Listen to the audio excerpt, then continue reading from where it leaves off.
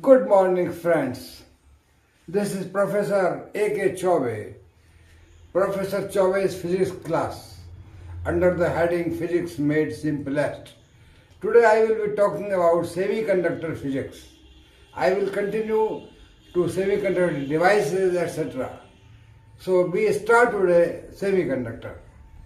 First of all, let us understand the meaning of semiconductors, or what are the semiconductors. So for this we will first try to understand. We will divide the whole material system into the bad conductors,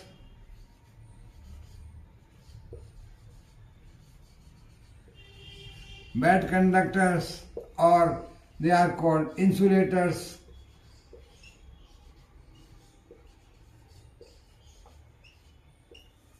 and then we have good conductors,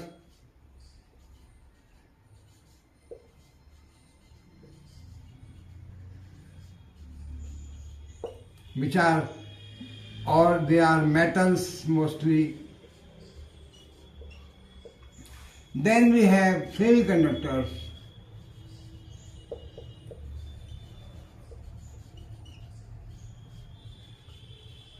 There are many semiconductors worked for different purposes, but most important semiconductors which were used earlier in the beginning, they were germanium and silicon.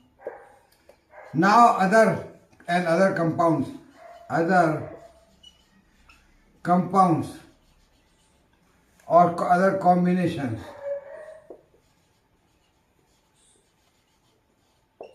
like gallium arsenide, cadmium telluride, all these work. They are used for some purpose, but most commonly used semiconductors were germanium and silicon. So we start first of all from introduction to bad conductors or insulators.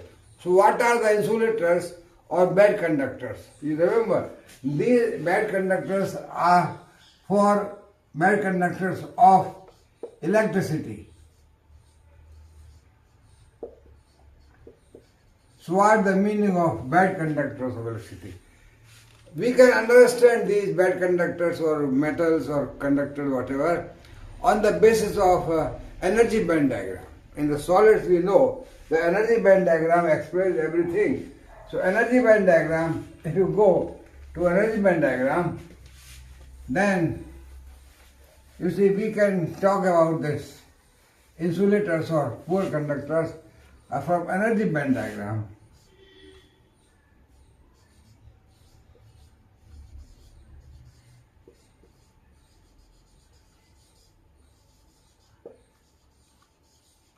Means these metals or materials, conductors, etc. are explained in terms of the energy band diagram. That is, we have bands to explain the electron states.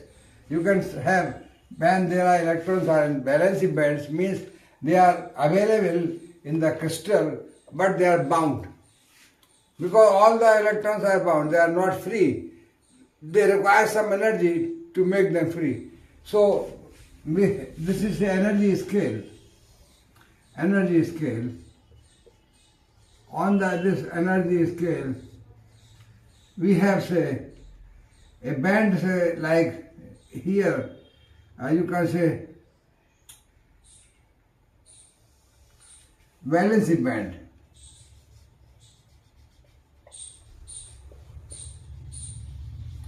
At room temperature, this valency band is completely filled, means all these electrons are situated in the here.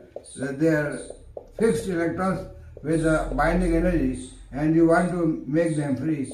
So electrons, states, energy levels are overlapping, and we have a broad band representing all the energy states. So this is valency band where bound electrons.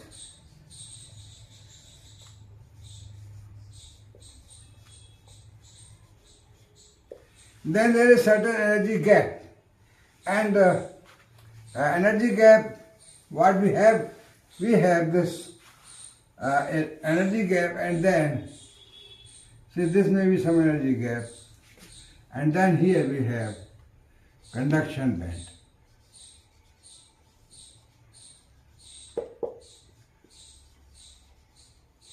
And this is separated by energy gap, a band gap you can say.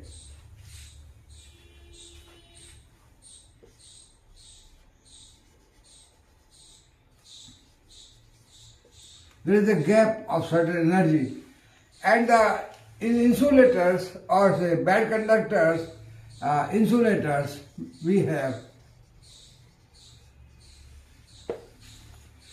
these insulators, they have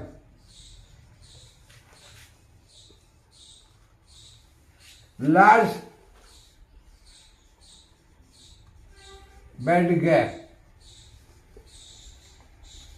Means large energy means around more than 6 electron volt energy is required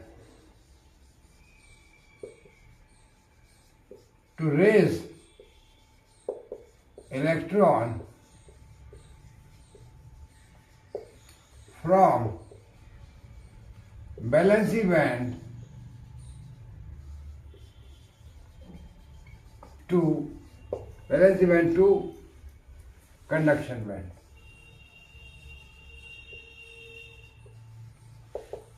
So now instead of writing so much thing, I simply speak and then you try to understand. What I want to say is that if you want to send some electrons,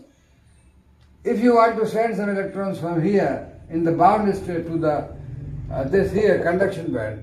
Conduction band means if there are any electrons available there, means they are free to conduct, means free to make current flow. If you apply certain voltage across two ends of the crystal, current will flow because there are some electrons present in the conduction band. And depending upon the number of electrons, current will be, you can measure the currents, maybe microampere, maybe milliampere. So this current depends upon the number of free electrons in the conduction band. But in the insulators at room temperature, almost conduction band is empty. In conduction band, no electrons are there. So you apply certain voltage across the two ends of the crystal, the current flow will be zero, almost zero. No current will flow because there is no electron available for flow of the current. All the electrons are bound in the valency band. And you want to send any electron here, then this much energy gap from here to here. So this much energy gap is required. This much energy. So you pump from here electron here. You pump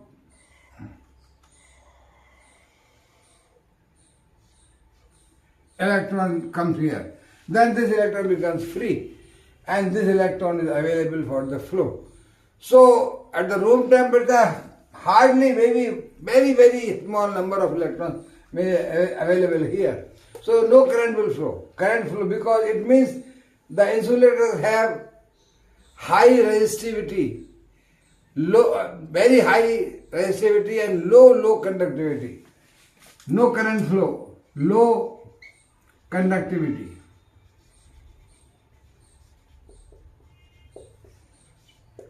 And high resistivity. Means resistance in this crystal is very high for the flow of electrons, for the flow of current. And so conductivity, any current flow is very, very small, so conductivity is very, very small, low. So insulators have large energy band gap, just like we have diamond crystal, that is insulator. A diamond crystal has around 6 electron volt energy gap. So to send an electron from the valency band, we require 6 electron volt or more than 6 electron volt to send the electron from here to here. So all the insulators have band gap more than 6 electron volt, like 6, 7 electron volt. So they are having very, very or negligible number of electrons available here, free for the conduction, and no current will flow. So they are the insulator, means no current flows in them. So these are the materials having very high resistivity, very low conductivity, and current flow almost zero, because valency band is completely filled with the electrons which are bound, and energy needed about band gap to raise them to the conduction band. Conduction band is completely empty. So this is the insulator material. Crystals are, so these are insulators, you can say. On the other hand, the other material which we have, say, good conductors or metals, you see about them, good conductors or materials like metals, like silver, gold, copper, etc. So we have good conductors.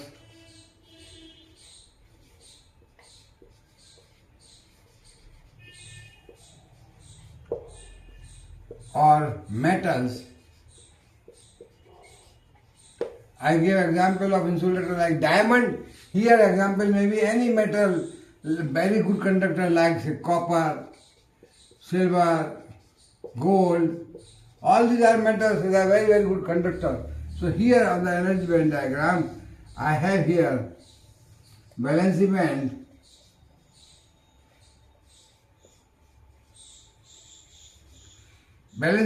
and then here we have and the valency band is, all the electrons are here. This valency band is so large, here you can say broad, that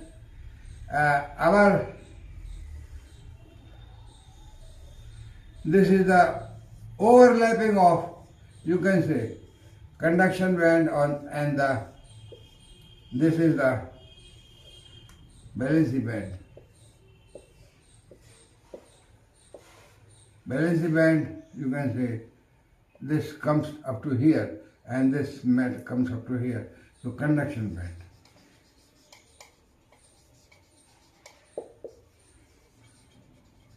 And this conduction band and valency band are overlapping. So large number of free electrons are available. Free electrons.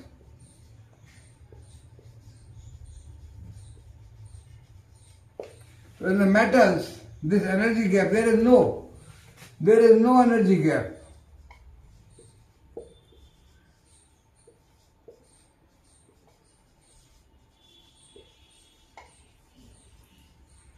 Conduction band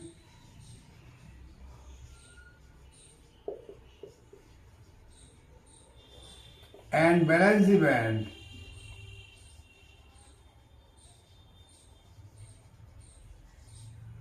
overlap. Means valency band, conduction band, they are not separated, no gap. So no energy required. So means at the room temperature, by thermal excitation or by temperature itself, large number of electrons are available for the conduction. Means just you apply a potential across two ends of the crystal, a huge current, maybe current flows. Current will flow, maybe around milliampere current. So this has got very low resistivity,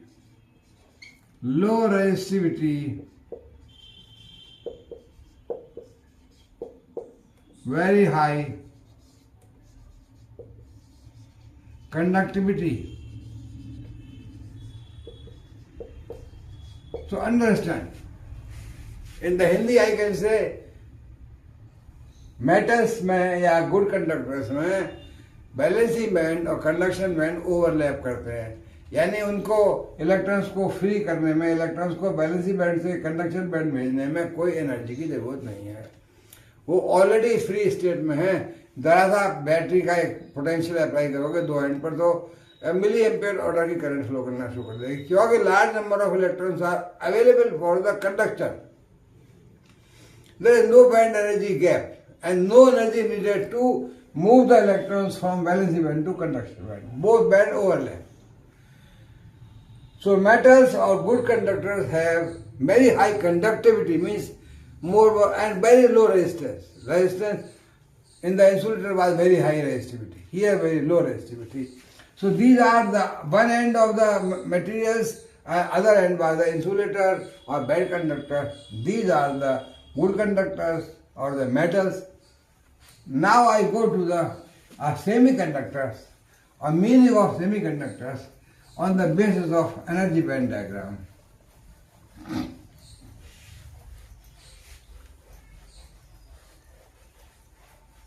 As we have here now semiconductors, so semiconductors we have energy band diagram.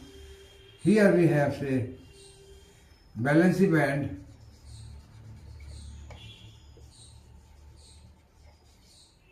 this is also filled with the electrons, and at the room temperature due to thermal excitation or breaking of bonds between the atoms and electrons, some electrons become free, and this here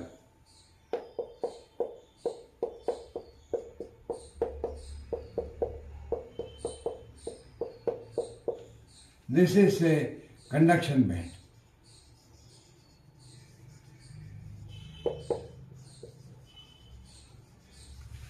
And the energy gap here, energy gap, band gap,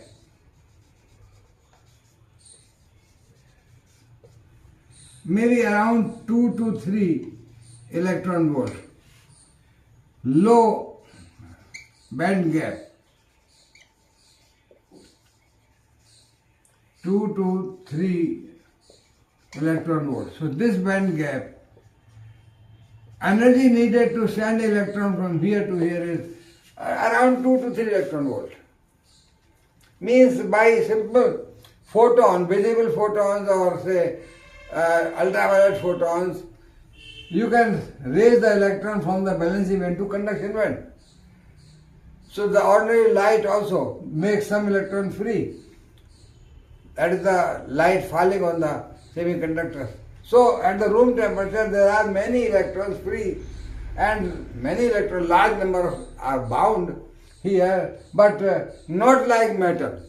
Metal there is overlapping, but here two conduction band and balancing band are separated.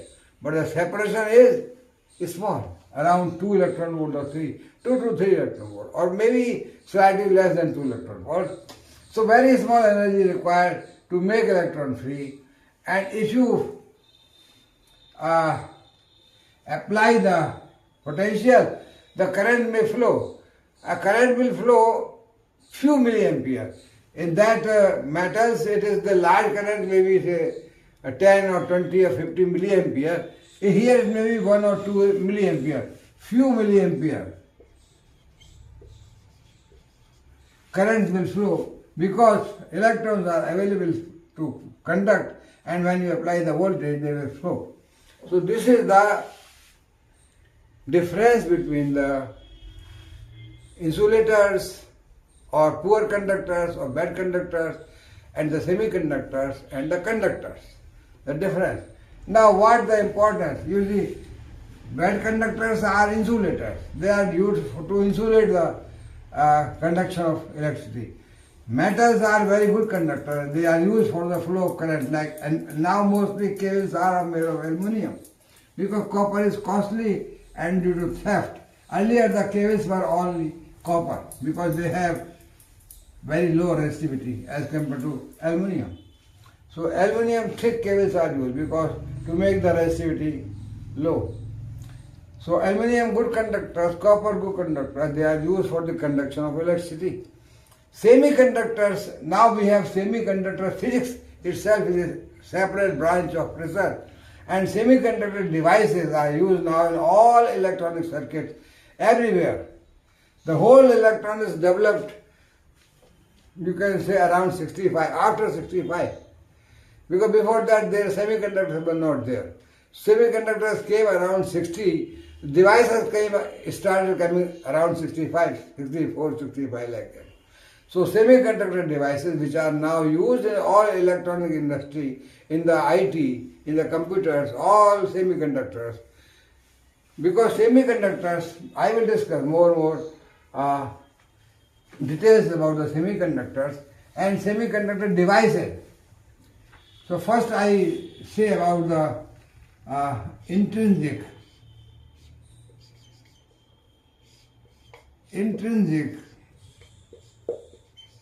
semiconductor.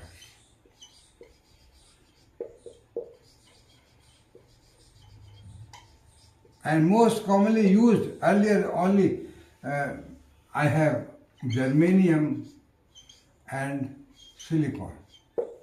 These are, and both are a fourth group element. In fact, the atom there we have, say, germanium or silicon.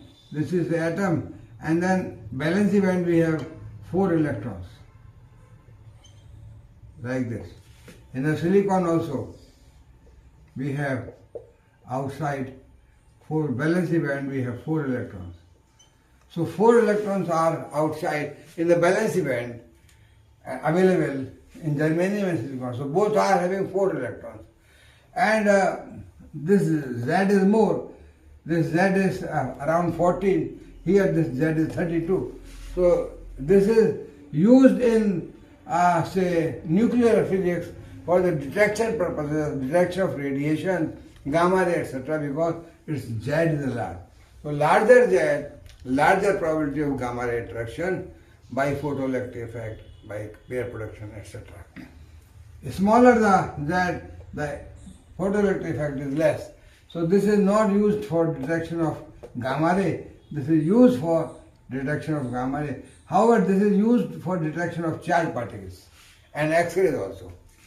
So these are germanium silicon, two types, two elements which are semiconductors, having property of semiconductors, and both have 4 electrons in the valence band. But what the meaning of intrinsic? Intrinsic means pure. Means pure, original form of semiconductor. Original form means in the crystal array of this, we don't have impurity, or we have very, it is not possible to have 100% pure because that is very costly affairs.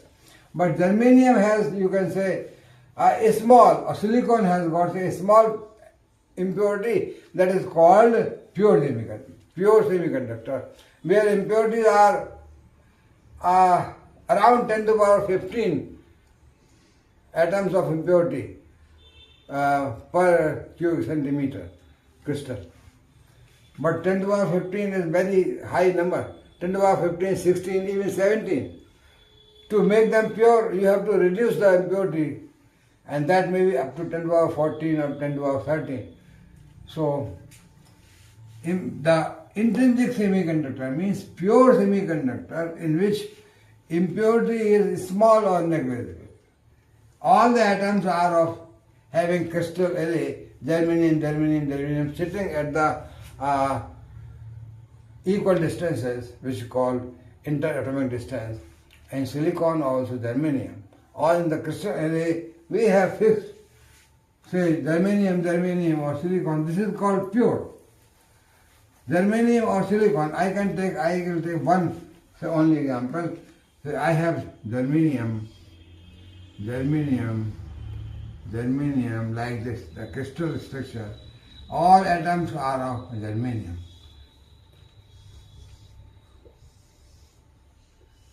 This is the germanium,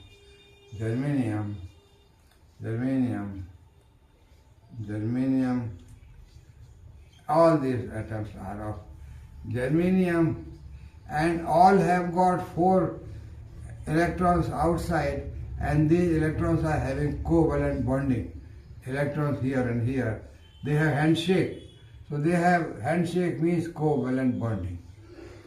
They are bound, electrons are bound. In the crystal array of germanium, electrons of different atoms are having handshake.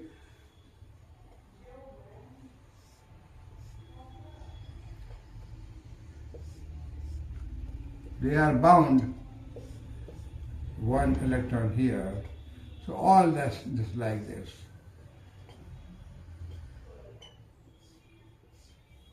This array goes on all sides. So this is I have given unit cell of that.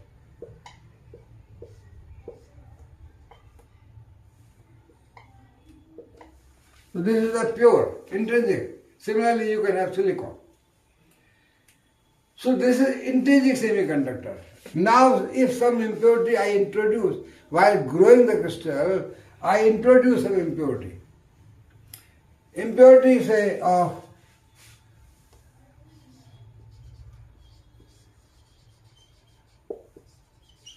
impurity having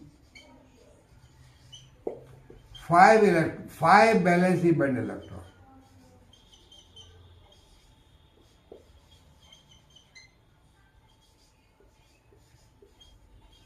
If I introduce impurity here, say I change this germanium atom by 5 valence band electrons, say arsenic. Arsenic has got 5 electrons. So 4 electrons will have covalent bonding with the germanium and 5th electron will be sitting here. Just no bond. So this may be available for the conduction. So this is now, earlier it was intrinsic, now it is called extrinsic.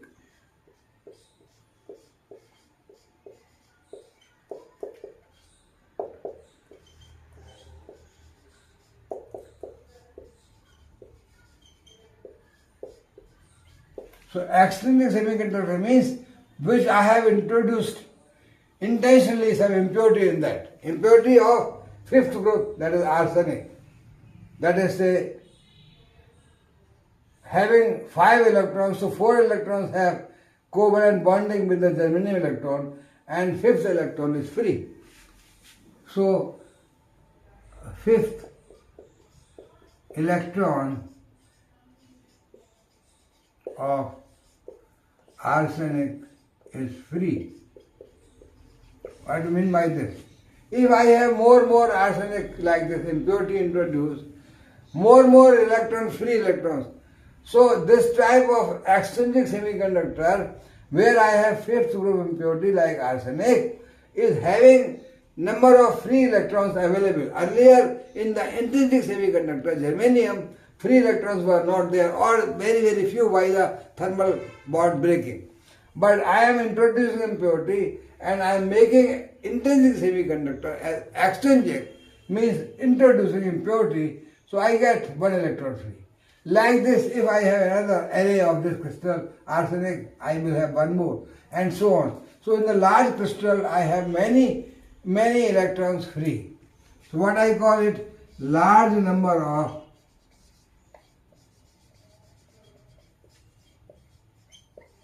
free electrons. So in the intrinsic semiconductors, the free electrons were negligible, but now by introducing impurity, I am making many electrons free. So if I now apply a potential, current will flow, larger current will flow as compared with the intrinsic semiconductor. So what I say, this semiconductor having 5th group impurity is having large number of negatons, negative particles. So such type of system is called N-type semiconductor.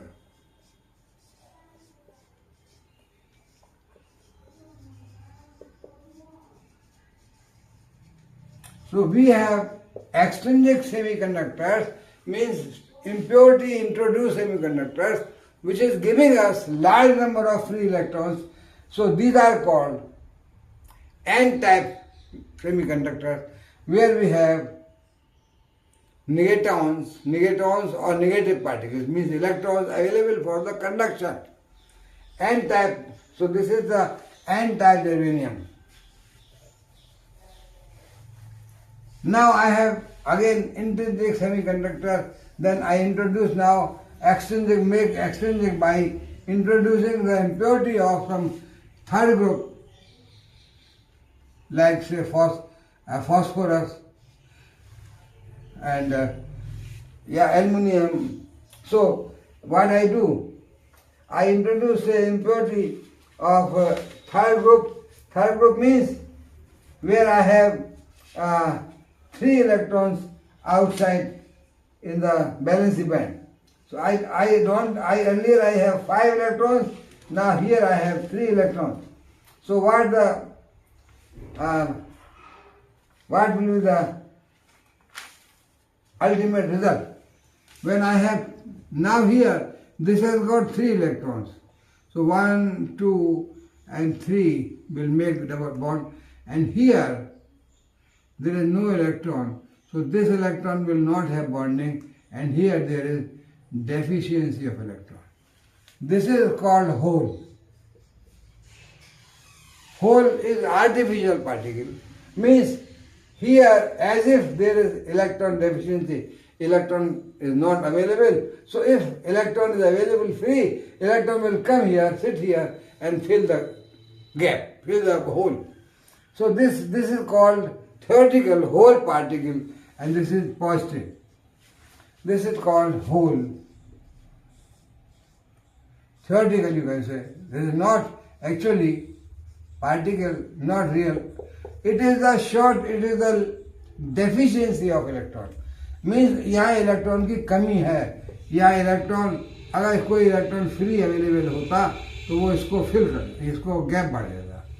तो होता भी क्या है इसमें actually, what happens is that this electron moves this side and fill this gap, and hole comes here. Then another electron from another phosphorus atom comes and fills this gap. So electron moves to this side and hole comes here. Then hole will come here. So in this P, this is called P type. Means here I have large number of holes, positive, P type semiconductor.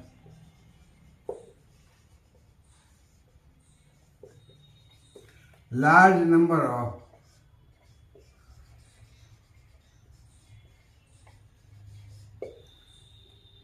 positive, that is large number of holes available. Large number of free holes available. So for conduction,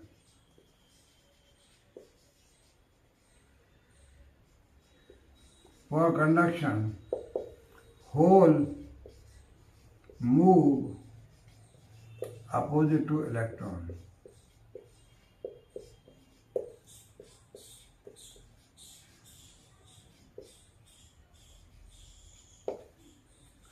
So such material where we have third group element here, where electron is number 3, these 3 have covalent bonding, and this is now free deficiency or vacancy available there.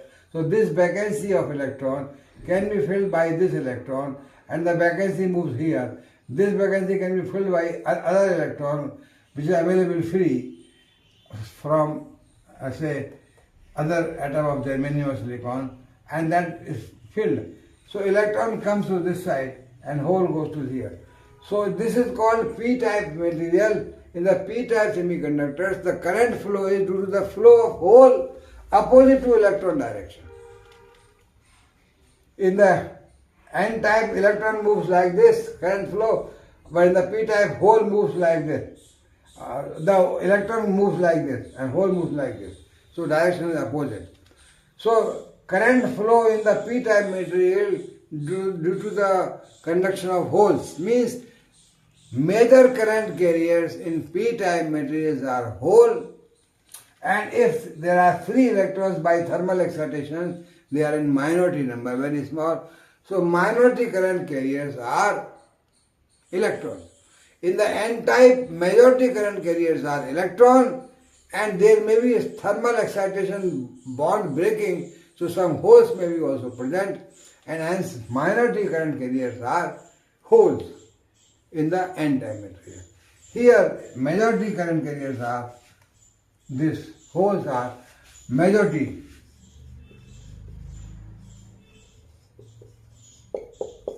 And electrons are minority.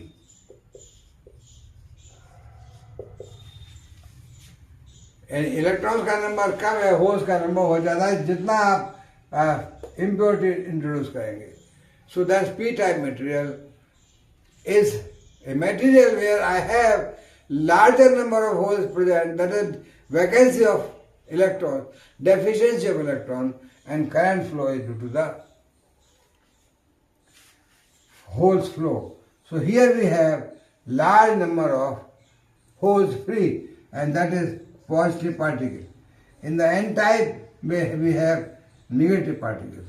That was n-type. And this is the p-type. Now a general common question for your general knowledge.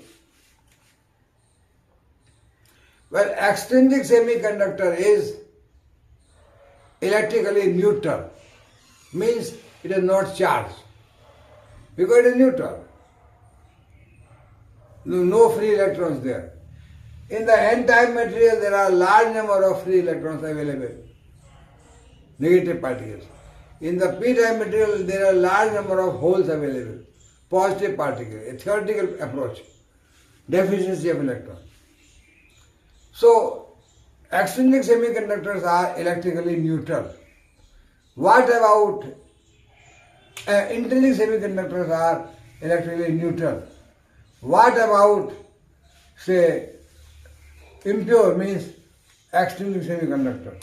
Whether they are electrically neutral, charged, or what position? I asked this question many times to the students during their examinations, during teaching time, during interviews also. I asked the questions. Many PhD holders who came for the lectures interview when I was in the university, and most of the time the answer was wrong. But I want to explain this to you. Why a system becomes charged? You give some charge to the system. Means either you remove the electron or you give the electron.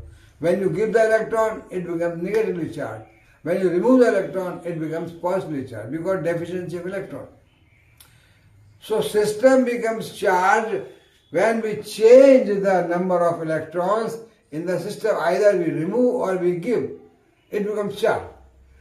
Extrinsic semiconductor is having free electrons in n-type and free holes in p-type.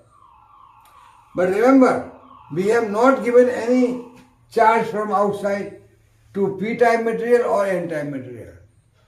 We have introduced an impurity in the pure semiconductor.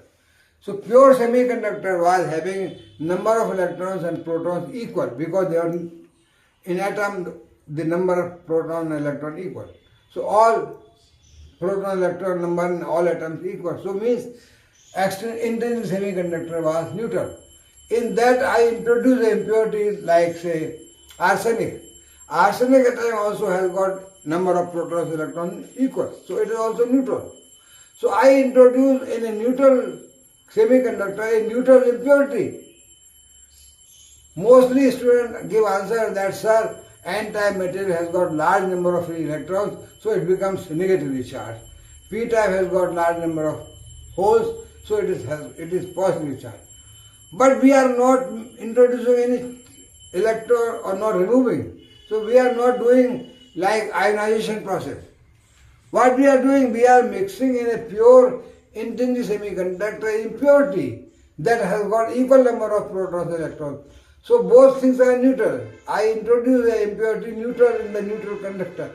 So how it becomes charged? It means intrinsic semiconductor is electrically neutral. Also, extrinsic semiconductor is electrically neutral. If it is charged, negatively charged, you cannot carry it, you cannot move with this, you cannot transport this. We are purchasing from outside or we are moving from this place to this place. So a charged body we cannot take. We have to take precautions. So the semiconductors, whether intrinsic or extrinsic, both are electrically neutral. They are not charged bodies. So we have now p-type semiconductor, we have n-type semiconductor, we have intrinsic semiconductor. Okay, now what we have? I will go further. I will have not very long lectures. The semiconductor I will finish maybe about maybe semiconductor devices, etc. and then logic gates, etc. Maybe around 15 lectures. But I will take say around 45 minutes.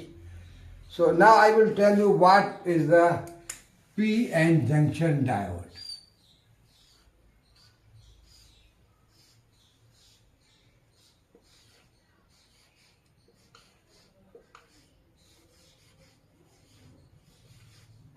What is p-n junction? So we have p-type semiconductor.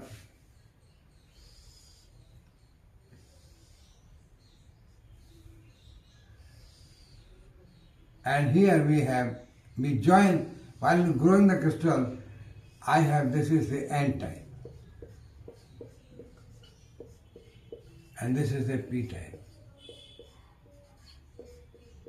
This is not like that I have p semiconductor slab n-type and I join them. No, while growing the crystal, we grow the crystal such that the whole is the semiconductor, germanium silicon, and we introduce impurity from this side as a fifth group impurity or third group impurity, make p-type, then third group, n-type, fifth group. So from this side the impurity comes here, it moves here, and here it moves like this. So this p-type has got atoms, germanium or silicon, whatever atom, here, this. So these are the atoms.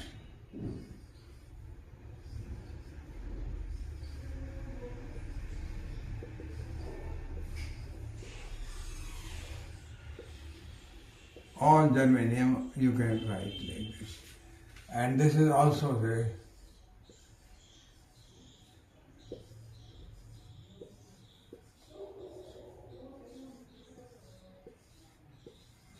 these atoms have.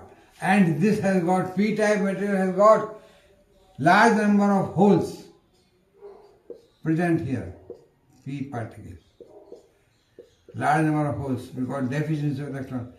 And due to thermal excitation, bonds are broken, so we have some electrons also free. So these are minority electrons and majority holes. P-type majority. Majority of holes plus minority of electrons means negative particles. Negative are minority. Here also these are germanium atoms, and then n-type. So we have large number of free electrons available here. Large number of electrons are there, and due to thermal bonding, thermal bond breaking, there are some minority also available plus. So here majority of electrons, negative, minority of holes, plus. So all these are germanium or silicon atoms here, all these are atoms, germanium silicon here. Now what we do? We apply here, we connect here a battery, small battery, a potential apply. So this side,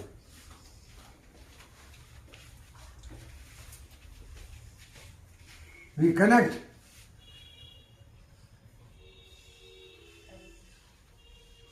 this is the positive terminal of battery, this is negative, and we connect here. Now what will happen? And we put a current meter, ampere also here to measure. When we apply potential here, this positive, this negative, what happens to positive holes? Large number of holes are there free. So this battery positive terminal forces positive holes to move to this side, and the negative potential forces electron from this side to move this side. So just by connecting a small battery cell, holes move to diffuse this side and electrons move to diffuse this side. So there is a transfer of holes to this side and a transfer of electrons to this side. So what happens? Some region here, atoms will remain there, but I remove here the charge. Atoms will remain there, but charge I am removing here. Atoms will be there, so I have removed here, and this layer, though germanium is there,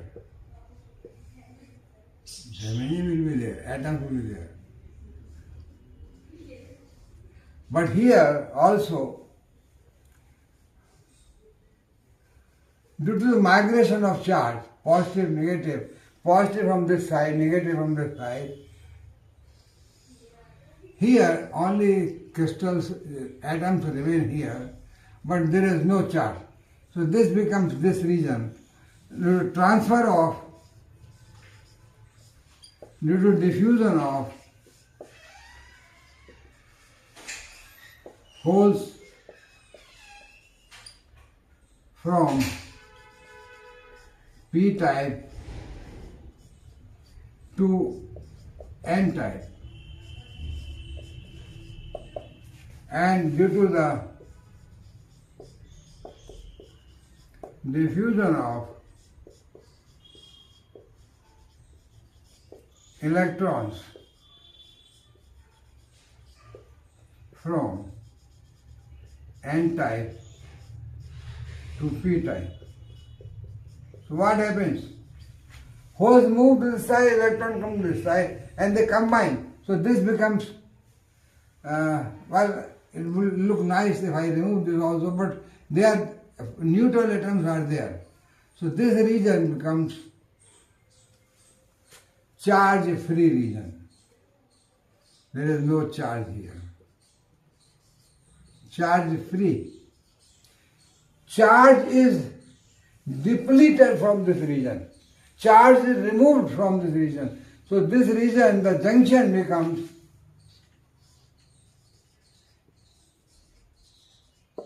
of P and N, a charge-free region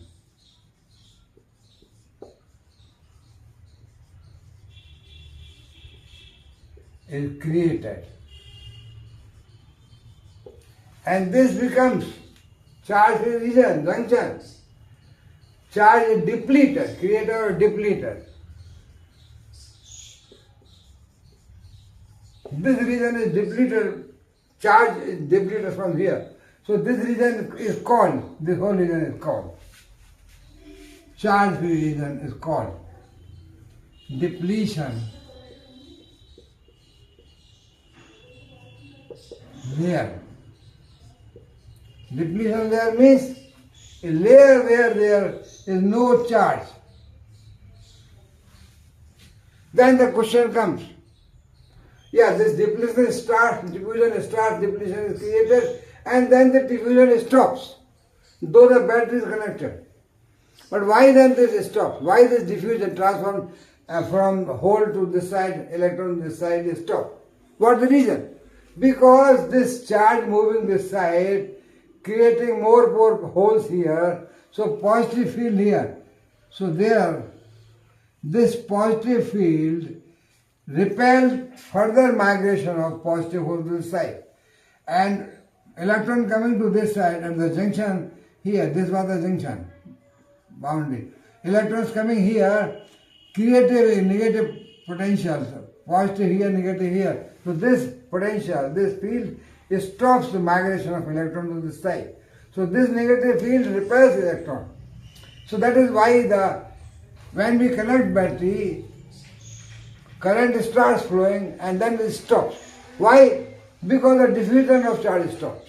Why this positive field stops the flow of positive holes to this side and the negative stops. This voltage created between these two. In germanium it is very small, around 0.2 volt. In silicon it is about 0.6 volt. So this potential created here stops the further migration of charge, diffusion of charge. The charge stops, and hence this region is very important region. And remember that this depletion layer, now there are methods to increase the depletion layer in different semiconductors by different processes. So large is the depletion layer, the use of this application for nuclear radiation detector is there. Because these are used as the solid state nuclear radiation detectors So larger the area here, charge free, in this the outside particle coming produce the charge, and that charge collected can be used to detect the particle. So there are attempts to create more depletion layer by different methods. We have junction diode, diffuse junction diode. We have, say, lithium drifted. To increase the depletion layer, we have lithium drifted silicon, lithium drifted germanium detectors. Then we have high purity germanium. The whole crystal is detector, large depletion layer.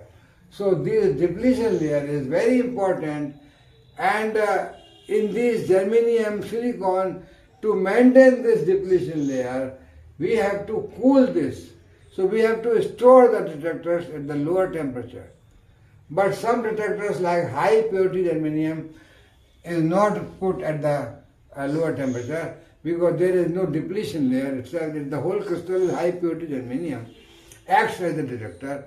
So this type of lithium drifted silicon, lithium drifted germanium are kept at the liquid nitrogen temperature so that depletion layer is maintained.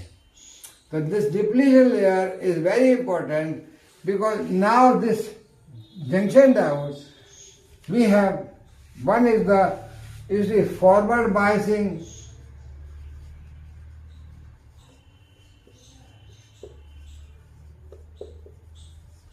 and other is first the reverse biasing.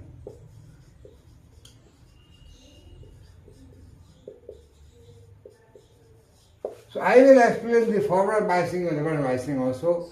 That forward biasing means the voltage created here, I have to put a battery here of larger potential, so that a battery of larger potential, so that this overcomes the this repelling potential, and this sends the current, and the PN junction diode, the current flow due to the larger number of free electrons, so electrons going to this side. So PN junction diode, as forward biasing means positive to this side, and you have the battery connection such that negative to this side and positive to this side. This end becomes positive and this end becomes negative.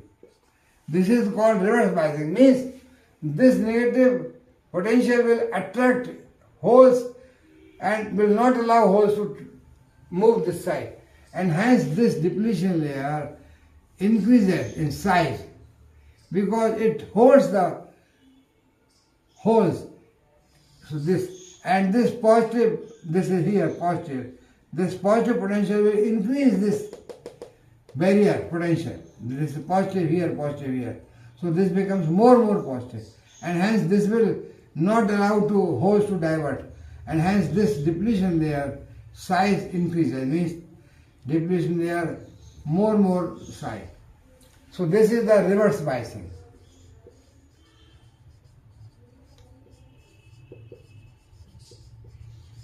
Reverse biasing, depletion layer size increases and potential is opposite. P-type material is biased negative here, N-type biased positive here, while in the forward this is biased positive. In this reverse biasing, the current flow is reverse biasing minority current carrier.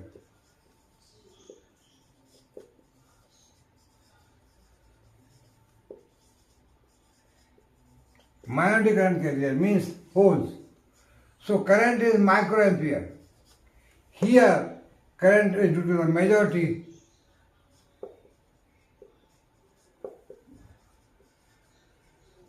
current carriers, large number of, so this is current is of the order of milliampere.